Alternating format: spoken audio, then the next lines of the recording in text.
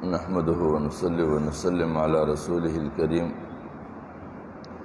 اما بعد فاعوذ بالله من الشیطان الرجیم بسم اللہ الرحمن الرحیم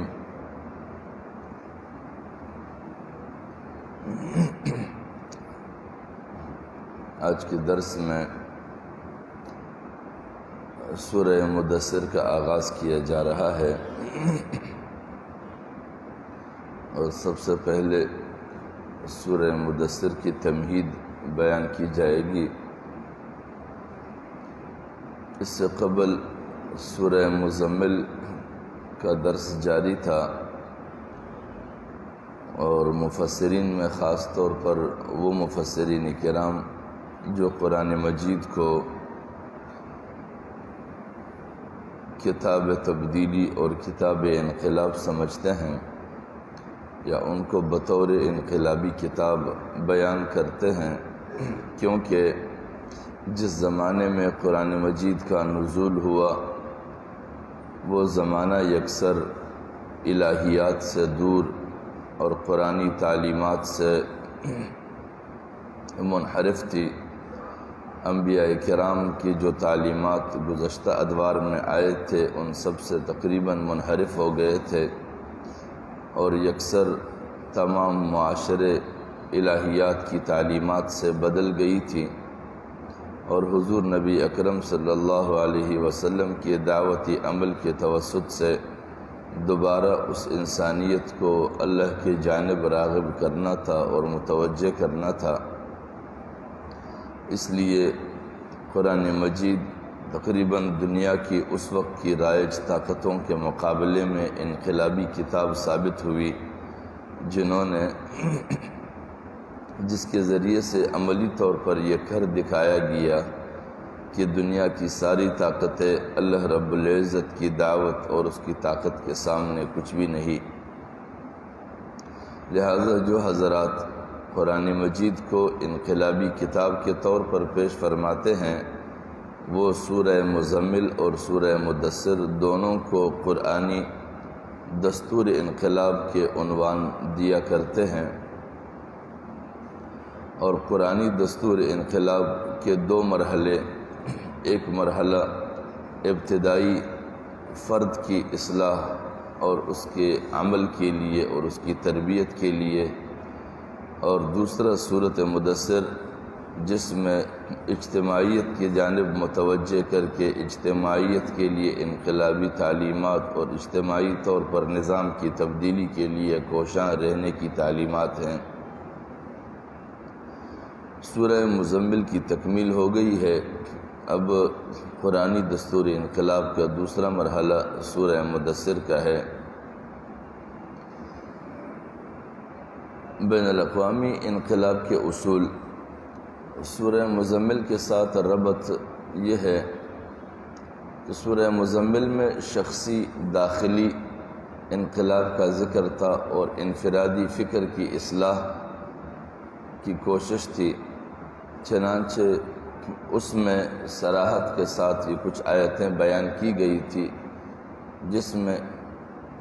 سورہ مزمل کی ابتدائی آیات قم اللیل الا قلیلا نصفہ او انقص منہ قلیلا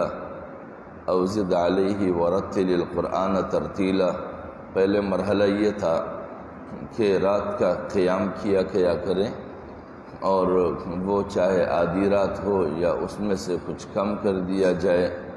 یا اس پر کچھ اضافہ کر کے قیام کیا جائے، ورتل القرآن ترتیلا، اور رات کے ان قیام کے اندر قرآن کو ٹھہر کر اور سمجھ کر پڑھا جائے۔ یہ پہلا مرحلہ تھا سورہ مزمل کا، اور دوسرا مرحلہ وَاذْكُرِ اسْمَ رَبِّكَ وَتَبَتَّلْ إِلَيْهِ تَبْتِيلًا، یعنی وہ طبقہ جو راتوں کو قیام کرے اور اللہ کا کلام پڑھا کرے اور اس کو سمجھا کرے، اس کی تعلیمات سے اپنے آپ کو بہرور کیا کرے، تو اس کا تصور کیا ہونا چاہیے ہے کہ اسے صرف اللہ کا ہی نام لینا چاہیے، اللہ کو یاد رکھنا چاہیے اور ہر طرف سے کٹ کر صرف اسی کے ساتھ مل جانا چاہیے، اللہ کے ساتھ۔ اور تیسرے مرحلے پر تھا وَاصْبِرْ عَلَىٰ مَا يَقُولُونَ وَاهْجُرْهُمْ هَجْرًا جَمِيلًا، یعنی جو بھی تمہارے مد مقابل تمہارے عمل کے مقابلے میں رد عمل آتا ہے ان تمام تر رد عمل کو نظر انداز کیا جائے، جو کچھ بھی تمہارے خلاف کیا جائے گا یا سازشیں کی جائیں گی ان تمام تر سازشوں پر اور ان تمام تر پروپیگنڈوں پر صبر کیا جائے، اور نہایت خوبصورتی کے ساتھ پروپیگنڈا اور سازش کرنے والوں کو تنہا کیا جائے، یعنی ان کے ساتھ الجھنے کی کوشش نہ کی جائے بلکہ اپنے کارکردگی اور عمل پر توجہ رکھی جائے۔ اس تعلیم کے مطابق حضور نبی اکرم صلی اللہ علیہ وسلم لوگوں کی انفرادی طور پر اصلاح کیا کرتے تھے اور ان سے انفرادی طور پر ملا کرتے تھے تاکہ ان کو قرآنی انقلاب سے روشناس کرایا جا سکے اور ان کو قرآنی تعلیمات کے زینت سے آراستہ کیا جا سکے،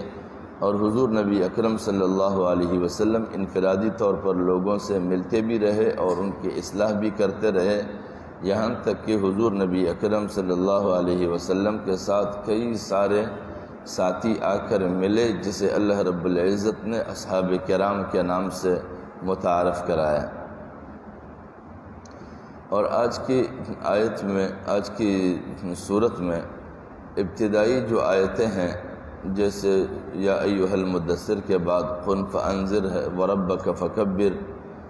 یہ دونوں آیات قم فانذر کا مقصد اٹھ اور لوگوں کو اس آنے والے انقلاب سے ڈرا، یعنی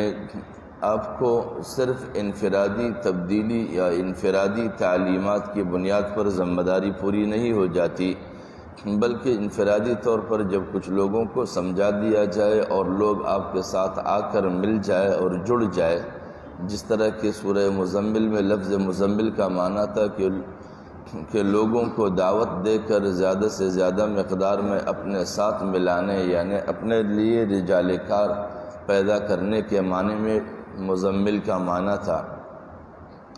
تو یہاں پر بھی جب لوگ آپ کے ساتھ آ کر مل جائیں تو پھر اس کے بعد آپ کی ذمہ داری ختم نہیں ہو جاتی، بلکہ عمومی طور پر لوگوں کو آگاہ کرنے کے لیے پھر ساتھیوں کو لے کر نکل جائیں۔ وَرَبَّكَ فَكَبِّرْ، خدا کی بزرگی کا اعلان کر، اس کا نتیجہ اس کے سوا اور کچھ نہیں کہ قرآنی انقلاب اجتماعی انسانی میں آ جائے گا، اور اس انقلاب اجتماعی کا مقصد یہ ہوگا کہ اجتماعی بنیاد پر لوگ اللہ کے نظام کو اختیار کرے اور اس کو اپنے لیے عاقبت سمجھے اور اپنے آخرت کے بہتری کا اور دنیا کی کامیابی کا ذریعہ اسی کو سمجھے۔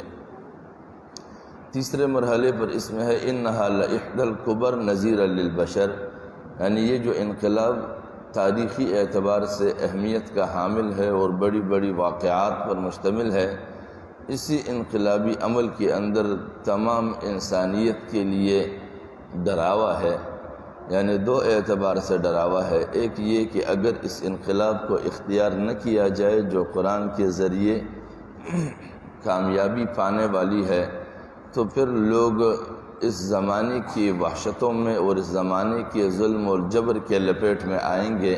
لہٰذا اس زمانے کی وحشتوں اور ظلم و جبر سے اس کو احساس دلایا جائے تاکہ وہ اللہ رب العزت کے رحمت میں آ کر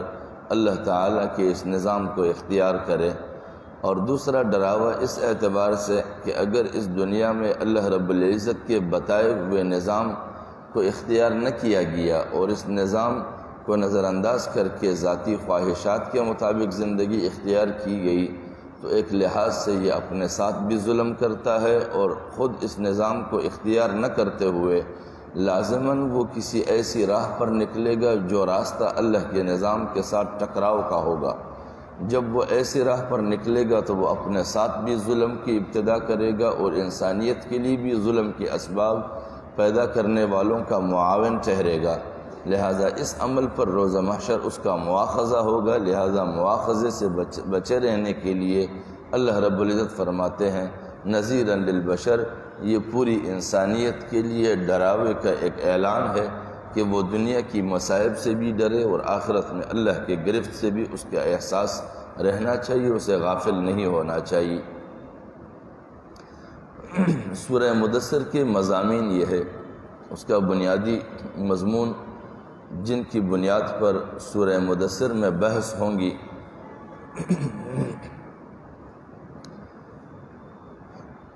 قرآنی انقلاب جامع انسانی انقلاب ہے، یعنی انسانیت اعلیٰ کے جملہ تقاضے پورے کرنے والا انقلاب۔ اس لیے اس کی بنیادی جن اخلاق پر بحث ہوگی ان کی طرف ان آیات میں اشارہ کیا گیا ہے۔ آیت نمبر 2 سے 10 تک کے اندر صرف انسانیت کی بنیادی اخلاق اور اس کی تقاضوں کی تکمیل پر بحث کیا گیا ہے، اور آیت نمبر 11 سے 25 تک اس میں مخالفین کی ذہنیت کا تجزیہ کیا گیا ہے نہایت عمدگی کے ساتھ کہ مخالفین کی ذہنیت کیا ہے اور وہ کس طرح کی سازشیں کھیلتے ہیں اور اس کے ساتھ رویہ کیا رکھنا ہوگا۔ اس کے بعد آیت نمبر 26 سے 30 تک دنیا میں یہ ذہنیت پیدا ہو جائے گی تو دوسری زندگی میں اس کا ظہور کس طرح ہوگا، یعنی جب مد مقابل کی ذہنیت آپ کی تعلیمات اور آپ کی ذہنیت کے مد مقابل آئے گا اور لوگوں میں سے وہ طبقہ جو آپ کے مد مقابل کی ذہنیت کے ترجمان بنے یا اس کے ہمکار بن جائے، تو روز محشر اور قیامت میں ان کی کیا صورتیں ہوں گی اور ان کا کیا انجام ہوگا، اس کے ساتھ کیا رویہ اللہ تعالیٰ کی جانب سے ہوگی۔ اور اس کے بعد آیت نمبر 36 سے آیت نمبر 39 تک قرآن کے عالمگیر انقلاب قومی اور بین الاقوامی منازل سے گزر کر آگے بڑھتے ہوئے اس کی کامیابی کے اسباب کیا ہوں گے، ان اسباب پر بحث کیا گیا ہے کہ کامیابی کے اسباب اور علامات کیا ہوتے ہیں، تاکہ اس انقلابی راہ پر چلنے والوں کو اپنے انقلابی عمل کے مرحلہ وار جائزہ لینے میں یہ آسانی ہو کہ ہم کہاں سے چلے تھے اور اس وقت ہم کن منازل کو طے کرتے ہوئے آگے بڑھے ہیں۔ اسی طرح آیت نمبر 50 سے 56 تک اس صورت میں قرآنی انقلاب کی اخلاق اور ابتدائی اصولوں کی اس طرف اشارہ کیا گیا ہے اور مخالفین کی ذہنیت کی تشریح کی گئی ہے اور اس انقلاب کی انتہائی کامیابی کے پیشگوئی کی گئی ہے، تاکہ ان حالات کو دیکھ کر آدمی یہ جائزہ لے سکے کہ حضور نبی اکرم صلی اللہ علیہ وسلم نے جب دعوتی عمل کا آغاز کیا تھا تو ابتدائی طور پر انہوں نے اخلاق پر کیا توجہ دی تھی، لوگوں میں کیا اخلاقی تبدیلیاں پیدا کی تھی، اور اپنے مخالفین کی ذہنیت کا کیا تجزیہ پیش کیا گیا اس صورت میں، اور اس کے بعد جن لوگوں نے اس تعلیم کی مخالفت کی ہے اس کی آخرت میں ان کے لیے کیا انجام لکھا گیا ہے، یہ ساری چیزوں پر اس میں بحث کی گئی ہے۔ اس کے بعد لفظ مدثر پر بحث ہوگی، یا ایھا المدثر، جس سے آیت سے اس صورت کا آغاز ہوتا ہے، وہ ہے یا ایھا المدثر، اور مفسر نے یہاں پر اس کا معنی کیا ہے اے مدثر، وہ معنی نہیں کیا جو عموماً عام مفسرین کرتے ہیں۔ عام مفسرین اس کا معنی کرتے ہیں اے لحاف اوڑھے ہوئے، لیکن یہاں پر اس مفسر نے اس کا معنی لحاف اوڑھے ہوئے کا نہیں کیا، بلکہ اس کے لیے ایک اور مناسب ترین معنی جو ہے وہ چنا گیا ہے، اور وہ معنی بھی از خود اس کے اپنا نہیں بلکہ موطأ امام مالک کے اندر حضور نبی اکرم صلی اللہ علیہ وسلم سے ایک روایت منقول ہے، اور اس روایت میں حضور نبی اکرم صلی اللہ علیہ وسلم نے اپنے لیے کچھ نام متعین کیے ہیں، جن میں سے ایک نام ماہی بھی ہے، الماہی۔ تو اس نام کے حوالے سے حضور نبی اکرم صلی اللہ علیہ وسلم فرماتے ہیں کہ ماہی کا معنی یمحو اللہ بی الکفر، کہ اللہ تبارک و تعالی میرے ذریعے کفر کو محو کرے گا، یعنی کفر کو مٹا دے گا، یعنی جس دعوت کو میں لے کر اٹھا ہوں اس دعوتی ذمہ داری کو نبھاتے ہوئے میں جس راہ پر نکلا ہوں، اللہ رب العزت میرے اس عمل کے ذریعے سے کفر کو مٹا دے گا۔ اور اس کا لغوی معنی دسرہ کے ہیں وہ اہلکہ ہی اس کا معنی نکلیں گے۔ دسرہ کے معنی اہلکہ بتائے گئے ہیں اور بیان کیا گیا ہے، جو بالکل تقریباً ماہی کے مترادف معنی ہے۔ پس مدثر کے معنی دنیائی انسانیت سے ہر قسم کا ظلم و جور مٹھانے کا ہے، چاہے وہ ظلم و جور اللہ اور بندوں کے تعلق کے درمیان ہو یا بندوں اور بندوں کے تعلق کے درمیان ہو۔ اللہ اور بندوں کے درمیان ظلم کا کیسا؟ وہ اس طرح کہ اللہ رب العزت نے انسانیت کی تخلیق فرمائی ہے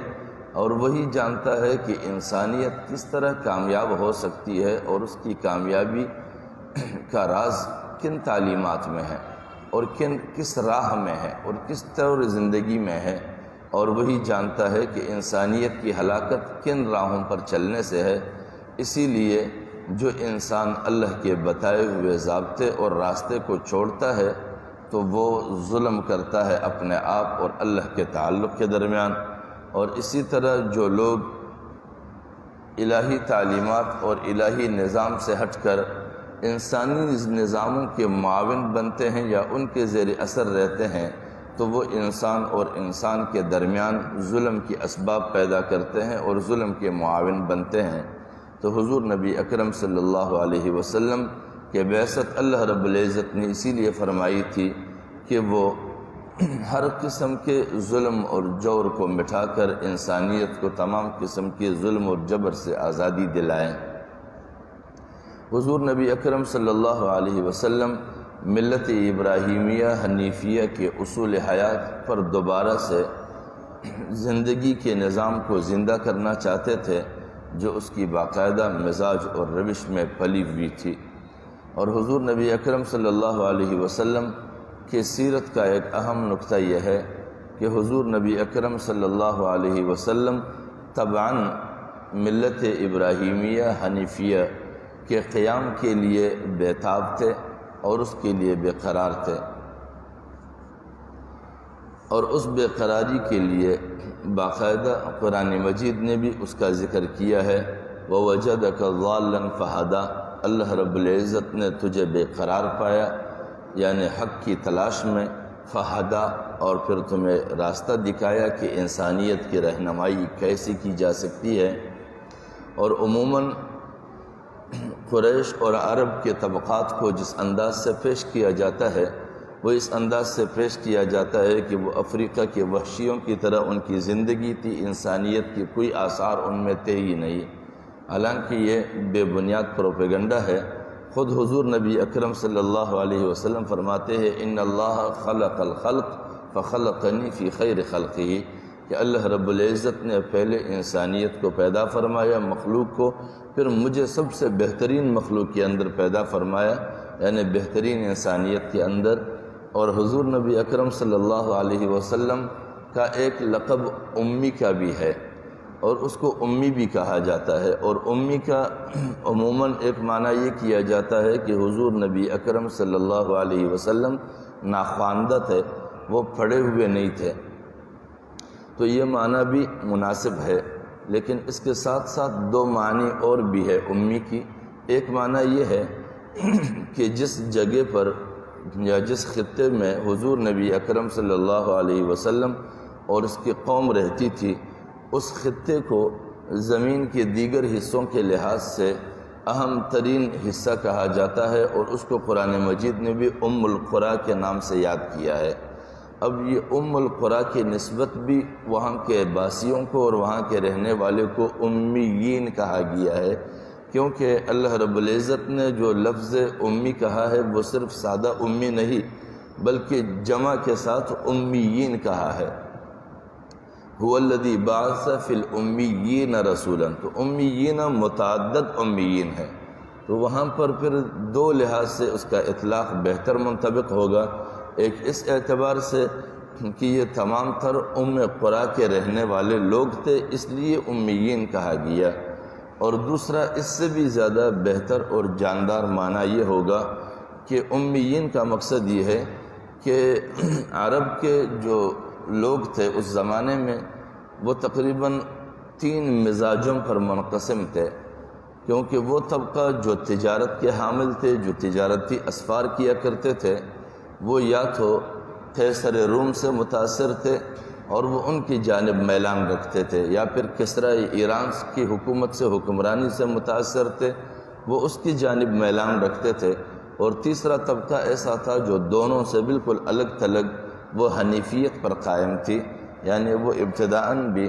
شریفانہ تعلیمات کے حامل تھے، جو تقریباً جس میں سے کئی سارے صحابہ کرام ایسے تھے کہ جب وہ مشرف بے اسلام ہوئے تو وہ قسم کھایا کرتے تھے کہ ہم حلفاً یہ کہتے ہیں کہ ہم نے نہ کبھی زمانے جاہلیت میں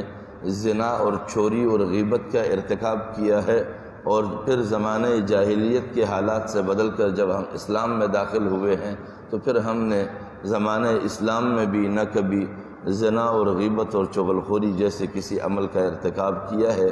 تو جب ایسے افراد وہاں موجود تھے کہ انہوں نے زمانہ جاہلیت یعنی اسلام کے نہ ہوتے ہوئے بھی انہوں نے کبھی غیر اسلامی حرکات نہیں کیے ہیں، تو یہ وہ افراد ہیں جو حنیفیت پر باقی رہے تھے۔ تو یہ جو تیسرا طبقہ ہے جو حنیفیت پر قائم تھے، اس کو بھی کہا جاتا ہے، اور کا ایک معنی اصل کا بھی ہے۔ کا ایک معنی اصل کا بھی ہے، یعنی ہر وہ چیز جو اپنے اصل پر برقرار رہے، اس کے اندر تبدیلیاں پیدا نہ ہو، اپنی بنیادی اخلاقیات اور بنیادی روایات اور بنیادی عادات پر جو قومیں باقی رہتی ہے، ان کو بھی کہا جاتا ہے۔ تو اس لحاظ سے بھی حضور نبی اکرم صلی اللہ علیہ وسلم کو امی کہا جا سکتا ہے، اور اس کے پورے قبیلے کو اور طبقے کو جو امیین کہا گیا ہے، وہ اس لیے کہ یہ وہ طبقہ تھا جو بنیادی انسانی اخلاقیات اور تعلیمات سے اب تک عاری نہیں ہوئے تھے، نہ اس انسانی اخلاقیات سے بیزار ہوئے تھے، یہ ان اخلاقیات پر استوار تھے اور قائم تھے، اس لیے اس کو امیین کہا جاتا ہے۔ تو حضور نبی اکرم صلی اللہ علیہ وسلم قریش کے اس طبقے میں سے تھے جو حنیفیت پر قائم تھے، اور حضور نبی اکرم صلی اللہ علیہ وسلم بھی طبعاً تیسرے گروہ سے ہی سرگرم تھے اور اس کا حصہ تھے، کیونکہ حضور نبی اکرم صلی اللہ علیہ وسلم نے باقاعدہ نبوت سے قبل ہی ایک طبقہ بنایا تھا، اور اس میں کئی سارے افراد کو شامل کیا تھا اپنے ساتھ، جو اپنے معاشرے کے اندر ظلم کے حوالے سے باقاعدہ آواز اٹھایا کرتے تھے، لوگوں کے اندرونی معاملات کے حل کے لیے باقاعدہ اقدامات کیا کرتے تھے، لوگوں کے اندرونی اصلاحات اور معاملات کے حل کے لیے کوشاں رہتے تھے۔ تو اس لیے حضور نبی اکرم صلی اللہ علیہ وسلم نبوت سے قبل ہی معاشرے کے اندر اخلاقیات اور اصلاحات کے لیے سرگرم عمل ہوا کرتے تھے۔ آپ قرآن حکیم کے ذریعے سے دنیائے انسانیت میں جو انقلاب پیدا کرنا چاہتے ہیں، اس کا لازمہ نتیجہ یہی ہوگا کہ انسانی معاشرے میں سوسائٹی اور نظم پیدا ہوگا، اور اس معاشرے کے اندر سے ظلم ختم ہو جائے گا۔ اور ظلم دو اعتبار سے، جیسے پہلے ذکر کیا گیا کہ خدا اور بندوں کے تعلقات میں بھی ظلم، اور انسان کے باہمی تعلقات میں بھی ظلم۔ جب انسانیت کی تعلیمات الہیات کے مطابق ہوں گے تو انسان اور رب کے تعلقات استوار ہوں گے، تو وہاں پر بھی انسان ظلم سے بچے گا، اور جب اس کا اللہ سے رابطہ جڑ جائے گا اور اپنے آپ کو ظالموں سے نکالے گا، تو پھر وہ لازماً دوسری انسانیت کے لیے بھی خیر اور فلاح کے اسباب پیدا کرے گا، وہ انسانیت کے لیے بھی ظلم کے اسباب پیدا کرنے سے باز رہے گا، وہ انسانیت کے لیے خیر کا ذریعہ بنے گا۔ اور جب ہم میں سے ہر انسان خیر کے اسباب کا ذریعہ بنے گا اور خیر کے اسباب پیدا کریں گے، تو ایک نیا معاشرہ وجود میں آ سکے گا، اور ہم اس معاشرے کے بہتر کارندے ثابت ہوں گے۔ اسلام کا جامع انقلاب، دنیا میں اب تک جو بھی انقلاب آئے وہ سب کے سب جزوی انقلابات تھے، کیونکہ جو بھی انقلاب ہم جانتے ہیں، چاہے وہ جرمن کا انقلاب ہو، وہ فرانس کا انقلاب ہو، وہ روس کے انقلاب ہو، یا دیگر انقلاب جتنے بھی آئے ہیں، وہ تمام تر انقلابات بنیادی طور پر اخلاقیات سے منحرف انقلابات تھے، اور انسانی اذہان پر مرتب کیے ہوئے قوانین کے تحت ہے، کیونکہ وہ انسانی منشا کے مطابق نہیں، جو فطرت کا جو منشا ہے انسانی فطرت کے موافق نہیں تھا، بلکہ انسانی خواہشات کی بنیاد پر تھا، اور انسانی خواہشات انسانی فطرت کے مطابق نہیں ہوتے، انسانی فطرت الہی تعلیمات کے موافق ہوتے ہیں۔ جب کوئی بھی انقلاب الہی تعلیمات سے ہٹ کر انسانی اختراعات پر قائم ہوں گے یا وجود میں آئیں گے تو وہ زیادہ دیر پا نہیں ہوں گے، کیونکہ اس میں اللہ کی رضا مطلوب نہیں ہوتی ہے، چند مزاجوں کا منشا ہوتا ہے، اور ان مزاجوں کی منشا کی بنیاد پر ظلم اور جور بھی شروع ہو جاتا ہے۔ جب ظلم اور جبر شروع ہوتا ہے تو طاقتور سے طاقتور نظاموں کو بھی اللہ رب العزت ہلاک کر دیتا ہے۔ لہٰذا انقلاب کی کامیابی کے لیے لازمی یہ ہے کہ اس انقلاب کی بنیاد قرآنی تعلیمات پر رکھا جائے، اور قرآنی تعلیمات کو عام کرنے والے افراد اپنے خود احتسابی پر بھی متوجہ رہے ہمیشہ، اور جب اپنے خود احتسابی پر وہ متوجہ رہیں گے تو وہ ایسی اینٹوں سے عمارت بنے گی کہ نہ وہ اینٹیں خود ٹیڑھی ہوں گی اور نہ اس کی بنیاد ٹیڑھی ہوگی، نہ اس کی دیوار ٹیڑھی ہوگی۔ تو لازمی بات ہے کہ ایسی دیوار پر پھر چھت کا رکھنا پائیدار بھی ثابت ہوگا اور وہ